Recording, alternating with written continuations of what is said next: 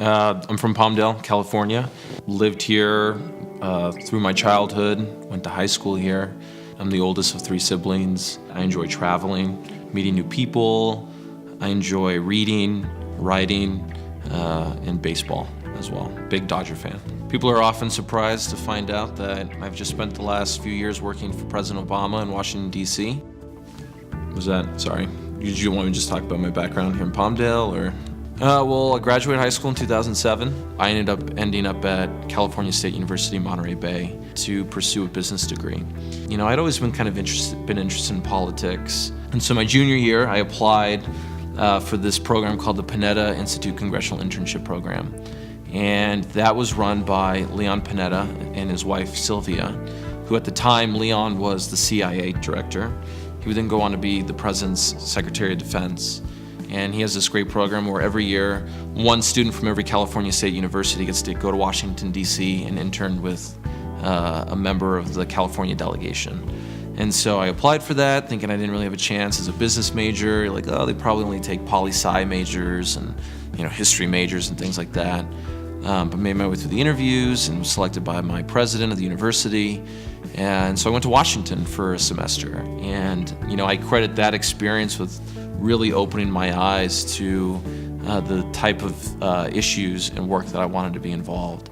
And I went back to school because it was only my junior year, and that was really tough because I wanted to stay in Washington and I was tired of school and just wanted to be out in DC working. Finished out my school year.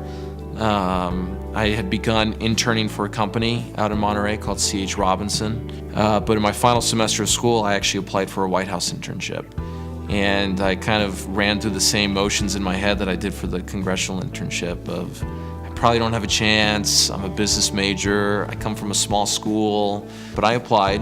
That final semester, I actually got hired full-time at C.H. Robinson, and they offered me a full-time job. They said, once you graduate, we'll give you this job.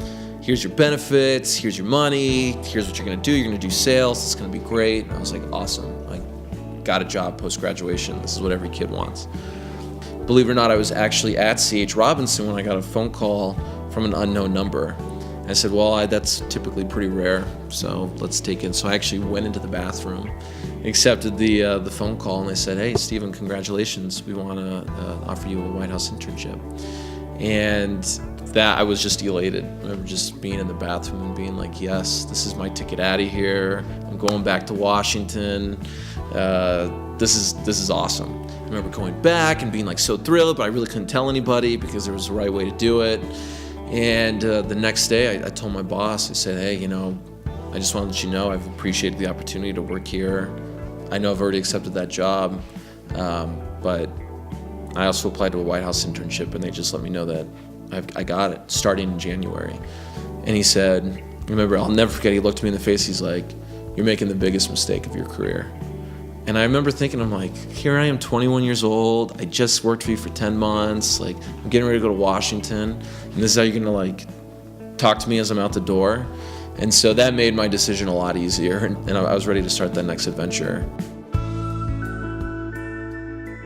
So I moved to Washington, and my first day was one of just pure jubilation, excitement, nervousness. But I remember we had an orientation in the auditorium there at the White House, and they said, get there by 7:30. I think I got there at like 6:30. I just want to make sure I got there early and got through Secret Service and all the rest. But I really, at that point, felt like I was beginning this next chapter in my life. So I interned there for 5 months, and about halfway through my internship, my boss called me in, and he said, hey, I know you're interested in working on the Hill and you want to go back there, but have you ever thought about working here at the White House? And I said, are you being serious? And he said, yeah, I know, again, you've been looking at opportunities, but what about right here in the building? And I said, if you're actually being serious, it would be an honor to work here. And he goes, well, we like what we've seen. Everybody likes you around here, and we'd love for you to work here. And that to me was just like, I can't even believe it. Like, am I in an alternate universe? Like, I just hit the gold mine. And so I started working at the White House full time in May of 2012. And I worked in the correspondence office. which handled all the first family's mail and their gifts and the president's proclamations, official messages. And that was a really rewarding experience because you just got to see the stories from around the country and around the world of how people felt. And so I ended up working there for 2 years, and they were some of the best experiences of my life.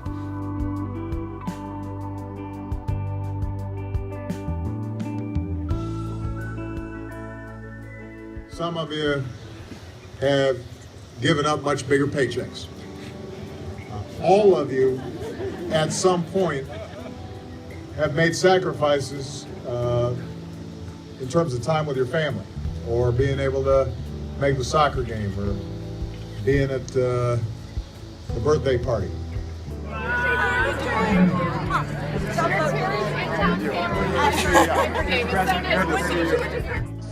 From cradle to career.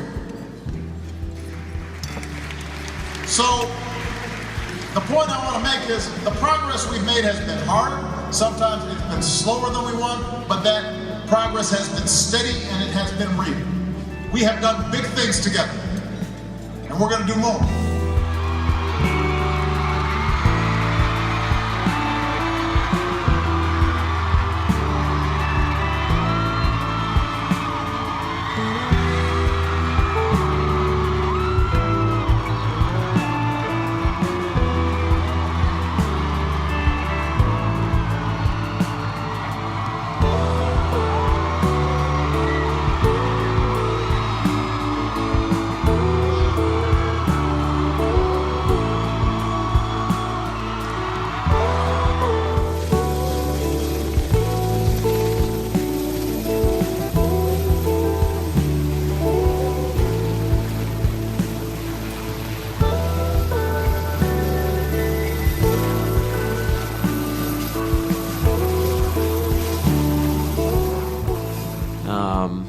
Besides the pomp and circumstance of White House events and Christmas parties and going to Camp David and seeing the president take off in Marine One, I think probably one of my fondest memories, and just an opportunity that I think I can reflect back on later in my life, is once a month we would do tours for wounded warriors and their families. And they would come from Walter Reed Medical Center in Washington, and they would shut down the whole White House, and they would ask for staff to volunteer because you would be assigned a family. And oftentimes these veterans were in wheelchairs or in crutches or prosthetic limbs, and these men and women would be there with their families, and you would get to walk them around the White House and just take a really slow and intimate look. So you'd give them a tour, and this is the portrait of Martha Washington, this is the Blue Room, etc., etc. But the best part is, and I had the opportunity to do this a few times, you would give them a tour and we would all meet in the East Room at the end of the day. And the East Room is like the big ornate room where bill signings and press conferences and the like happen. And we would all meet in there, and there would probably be about 20, 30 families. And they'd have water and coffee and all the rest and have an opportunity to socialize. But every time the president would come out and surprise them. And at that point, the staff kind of just took a step back. We were still in the room, but at that point it was the president, the commander-in-chief with these veterans. And, he would interact with them on, the most intimate of levels. And to stand there as a fly on the wall was a really powerful experience because, they would take a picture and then he would spend time with every single family. And talk to them, and he would give them, it's military tradition to give challenge coins, and he would give a challenge coin to all of them and thank them for their service and meet with all the families, and that was just a very humbling experience to be there in that room and to see that interaction. And so that to me, of all the things that I got to do while at the White House, was just a really a special time.